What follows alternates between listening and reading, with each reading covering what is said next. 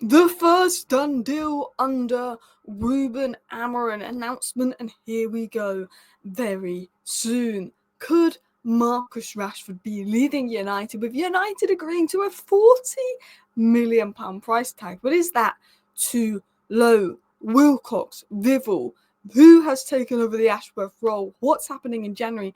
And news reports coming in that United are expected to be busy in January. It has been confirmed Tyrone Malacia will start versus Victoria Pleasant tonight.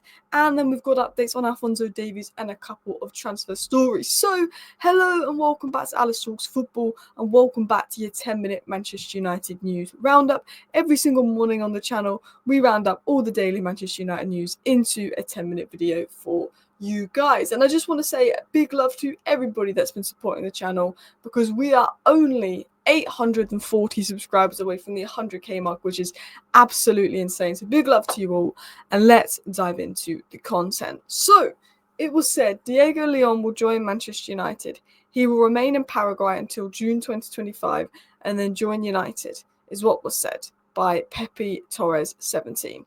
Diego Leon will join Manchester United. He will remain in Paraguay until June 2025 and then join United. It was then said that on Diego Leon to United, it will be signed soon, but it's 100% confirmed it's happening. Then there's other sources saying Diego Leon will officially join United in June 2025 once he turns 18 for a transfer fee of 4.7 million. Now, this has come via MUFC MPB, who put out the news about Diego Leon 2 days ago, which a couple hours later was picked up by Romano and Ornstein. They're putting out this news again that the deal is done from the same sources that were saying that, this deal was close. And then, 10 hours later, it was confirmed by the likes of Laurie Whitwell and Fabrizio Romano. The same sources now saying that the deal is basically done, but it's not officially done to its side, but everything is done. It's just going to be signed, and then here we go. So we could get here we go today, we could get here we go tomorrow. It's a little bit like Obi Martin. We sort of knew we got Obi Martin, but we had to wait a bit for the here we go. We sort of knew we got Saku Kone, we had to wait a bit for the here we go, but apparently it's essentially done. Fabrizio Romano even said that Diego Leon to United is really, really advanced. It's almost done. It's just about the bonuses. Then the here we go is expected soon. Jason Wilcox is taking care of the deal. So again, Fabrizio Romano saying that the here we go is expected soon. Now, I did a live stream yesterday talking about Diego Leon and who he is and what he will bring. And we spoke about mostly his physicality. He's a left back playing in Paraguay, regular footballer, age 17, one of the highest rated talents out there. And it's just generally his physicality. His genuine physicality for his age is absolutely immense. He's a physical beast. And Ruben Amorim knows that the United squad lacks physically. He wants physicality. Is, Leon coming in stopping United from signing left back? No, we're going to sign a ready-made left back. This is someone that's going to come into 3-4 years' time. This is someone for the future. But this is the profile of player that Amorim will want 3 years down the line when he's maybe better and better. I mean, he might be ready in a year and a half. You never know.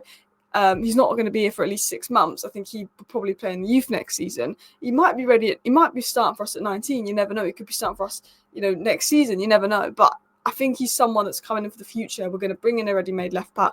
We're going to have him as well. But because of his physical attributes, because of his aggression in duels, his ability to get forward and attack, he really suits what Amorim wants in terms of his physicality, athleticism. He's fast. He gets down the flank. He's strong. He's got the physicality, the athleticism, the intensity of that Ruben Amorim wants to play with. So I think this is a good deal. I'm quite excited for this sort of stuff moving forward as well. As said in my video yesterday, I think it's good to see United moving in the South American market. It's been a while since we last moved in the South American market, but to see us going in the African market for Saku Kone, the South American market for Leon, obviously the Prem market for Obi Martin is stuff that you love to see. And I think picking up top youth talent is going to be a big part of football and the way that it works in the future. I think Chelsea are doing it. A lot of the top clubs are doing it. I think it's really important that we get on this trend of picking up top young talent while you can. Franco Mastantuno's one to watch. Naipan's one to watch, of course.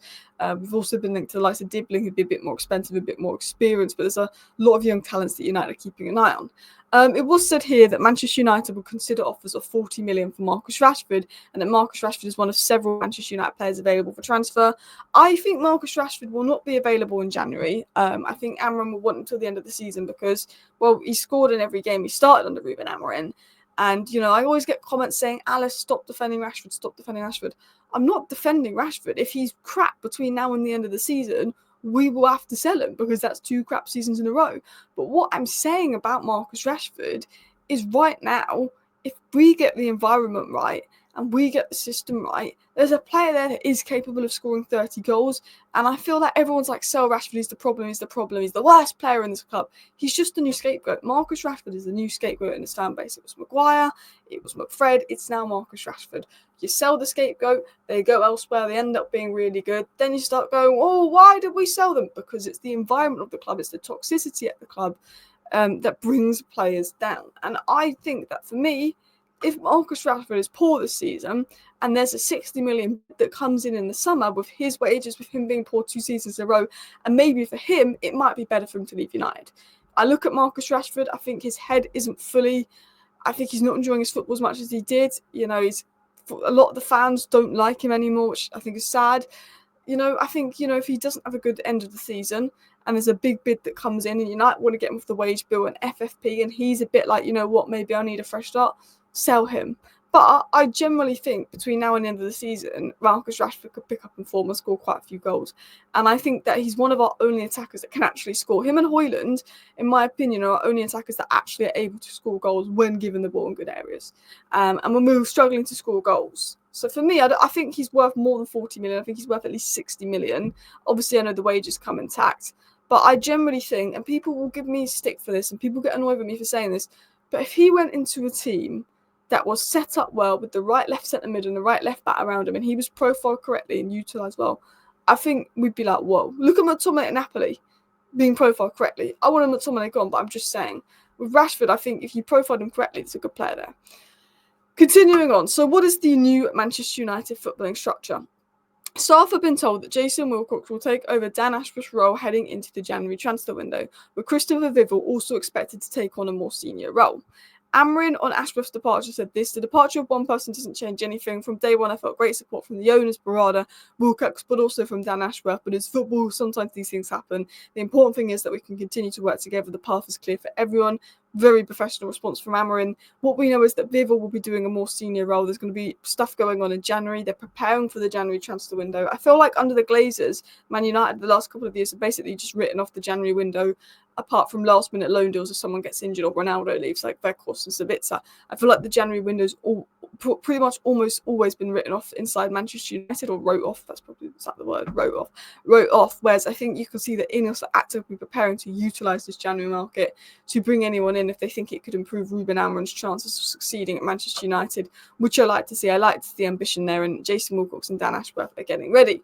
Diving into the news against our game against Victoria Pleasant tonight, Malacia was asked how long it would take for him to get back to his best. He says he trains every day. I have to improve week by week, match by match. I can already see a difference compared to my first match. And Amorim's confirmed that Malacia will start. This is the game Malacia needs to start in. The Europa League game, lower opposition. He needs, for me, Malacia, you can't just throw him in and make him start in a Premier League game. I think he will struggle. When you've missed football for 18 months, it takes 5, 6, 7, 8, 9, 10, probably a run of 10 plus starts to really get back into the physical side of it. For me, Malacia would need 15 starts to just get back into it physically, to get his legs back, because he got outrun in his first game. I think Malacia, I like the player. I think he's a decent player. I think he probably will be sold at the end of the season, but I think you can't judge Malacia between now and the next couple of months. He needs to be moulded in. It's going to take him time to get back to his best, and I think Ruben Amorim is aware of that. And then last but not least, we obviously talking about left backs, left wing backs. That is the priority for January. What's the latest on Alphonso Davies? Sources close to Alphonso Davies say the upheaval at United and the lack of involvement in the Champions League makes them less attractive on his end. Club sources at United say that Davies isn't a priority for them. The competition and cost to sign Davies at United makes it an unlikely destination. I'd like Alphonso Davies. He's a dream signing. I think he'd be unbelievable at left wing back under Amorim. But as I've always said, it's not very realistic, is it? I think Kirkes is far more realistic. I think Dorgu is far more realistic. And I think there's a lot of good left wing backs out there. So not getting Alphonso Davies isn't the end of the world. I'd like him. We do need a left wing back. We need someone that's good at attacking, getting up and down the flanks. But I think there's quite a few players out there that tick that box. But anyway, people, I hope you enjoyed today's video. If you did, please do go ahead and hit that like button. If you are new and want to watch more of my daily news content, please do subscribe if you're new. It really helps out the channel because we're so close to that 100k mark. But yeah, that's your 10-minute news roundup. Thank you for watching. Bye.